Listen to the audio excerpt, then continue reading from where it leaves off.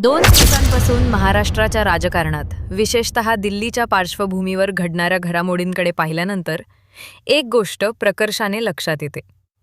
काही लोक जे शिवसेना उद्धव बाळासाहेब ठाकरे या पक्षाच्या तिकिटावर लोकसभेला खासदार म्हणून निवडून आले होते, त्यांच्याबाबत आता अनेक प्रश्न उपस्थित होत आहेत. पक्षफुटीनंतर झालेली ती पहिली मोठी निवडणूक होती. त्या निवडणुकीत हे खासदार विजयी झाले. मात्र ते केवळ उद्धव बाळासाहेब ठाकरे यांच्या पक्षाच्या एकट्या ताकदीवर जिंकून आले होते का? कारण त्यावेळी महाविकास आघाडी म्हणजेच इंडिया आघाडी नावाची एक मोठी राजकीय ताकद या उमेदवारांच्या पाठीशी उभी होती.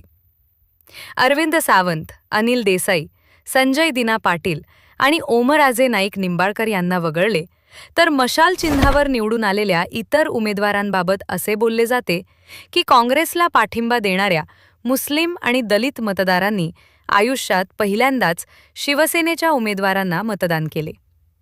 अशा घटना मुंबईतही घडल्या. राहुल शेवाळे यांच्यासारखा खासदार ज्यांनी आपल्या कारकिर्दीत उत्तम कामगिरी केली होती, त्यांनी केलेल्या विकास कामांच्या जोरावर जर मत मागितले असते तर ते कधीच नापास झाले नसते. मात्र धार्मिक मुद्द्यांवर झालेलं मतांचं ध्रुवीकरण, सज्जाद नोमानी यांच्यासारख्या धर्मगुरूंचा प्रभाव, संविधान खतरे में है ही दिलेली हाक आणि या सगळ्यांना मिळालेली काँग्रेसची साथ, या सर्वांचा एकत्रित परिणाम झाला. काँग्रेस संपली अशी चर्चा सुरू असतानाच लोकसभेत 99 खासदार निवडून आणत काँग्रेसने टायगर अभी जिंदा है या शैलीत पुनरागमन केलं. हे पुनरागमन अनेक खासदारांना विजयी करण्यात कारणीभूत ठरलं, हे कोणीही नाकारत नाही. मात्र आता त्याच आघाडीशी प्रतारणा करून हे 6 खासदार उभाटा सेनेतून बाहेर पडले. त्यामागची कारणं काहीही असोत, साम दाम दंड भेद अशा सगळ्या राजकीय डावपेचांचा वापर करून त्यांना गळाला लावण्यात आलं अशी चर्चा आहे. गेल्या 2 दिवसांपासून याच विषयावर चर्चा सुरू आहे. पण अशा प्रकारची फूट जेव्हा शिवसेनेत पडते तेव्हा एक गोष्ट प्रकर्षानं जाणवते. घराला आग लागली असेल तर ती विझवण्यासाठी प्रत्येकजण प्रयत्न करतो. यापूर्वीही असंच घडलं होतं.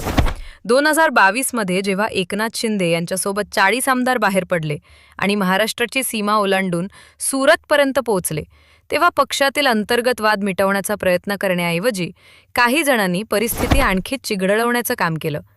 आणि त्यानंतर महाराष्ट्राच्या राजकारणात जे काही घडलं ते सर्वांच्या समोर आहे.